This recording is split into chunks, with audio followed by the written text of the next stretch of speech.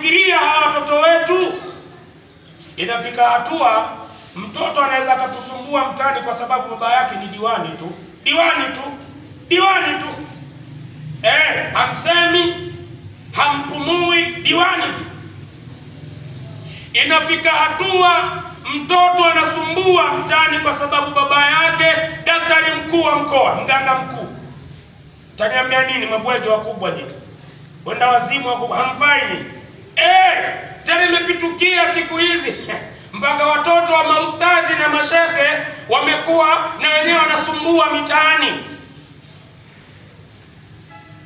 Anakoa wenzie, nini mnanifanyaje? Mimi baba yangu ustadhi. Omar bin Abdul Aziz anamwandikia barua mwanawe. Baada ya maneno mengi akaweka pale, amma baad, ujumbe wangu ni huu.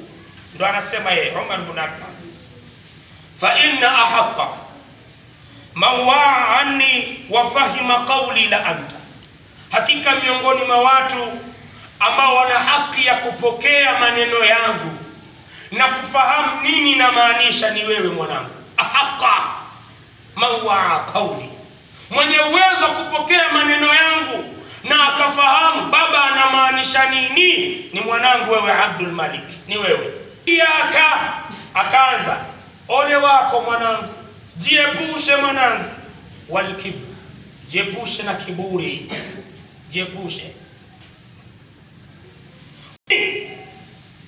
Fadhkuru bunayya, kumbuka mwanangu, fadla Allahu alayka wa alayya, kumbuka fadhila alizotupa Mwenyezi Mungu, wewe kakupa kuwa ni mtoto wa Amirul Mu'minin. Yani kuzaliwa tuna mimi baba yako ni fadhila, lakini kumbuka baba yako nimepewa daraja la Amirul Mu'minin, ni fadhila kutoka kwa Allah. Hivi viwili usivichafue kwa kiburi chako.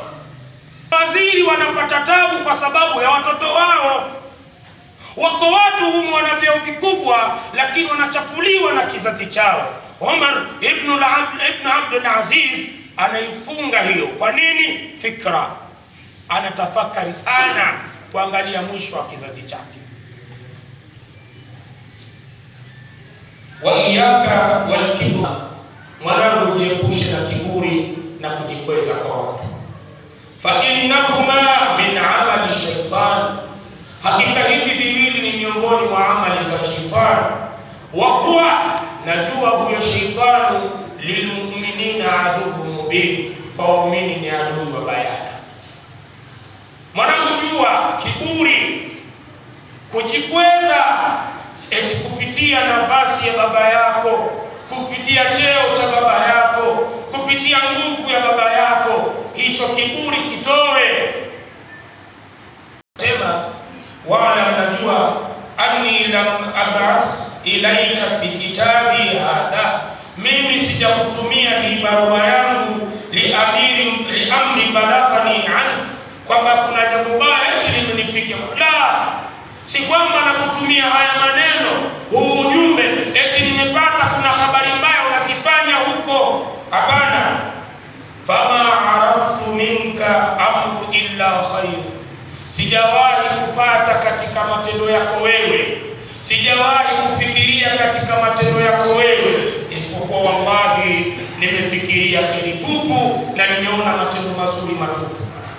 Ghaira, isipokuwa anni balaghani anka shay'un min ijabika, mimi imenijia dhana kwamba huenda wewe ukajikweza na kujikuta ni mtu mkubwa kuliko watu wengine, ukajiona.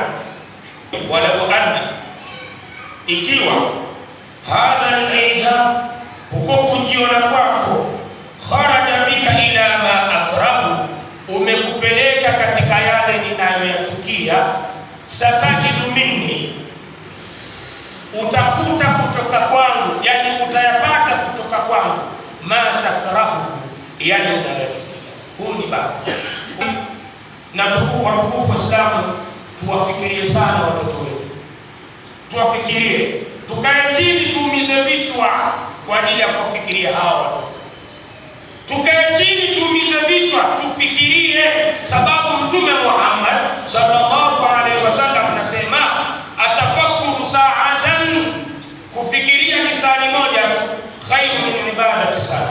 bora kuliko kuswali mwaka mzima, ibada ya mwaka mzima.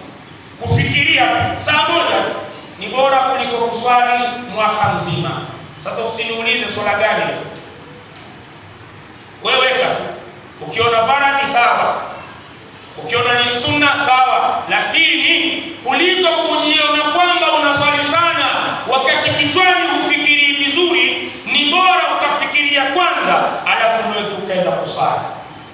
Inna ahsanu kalami kalamullah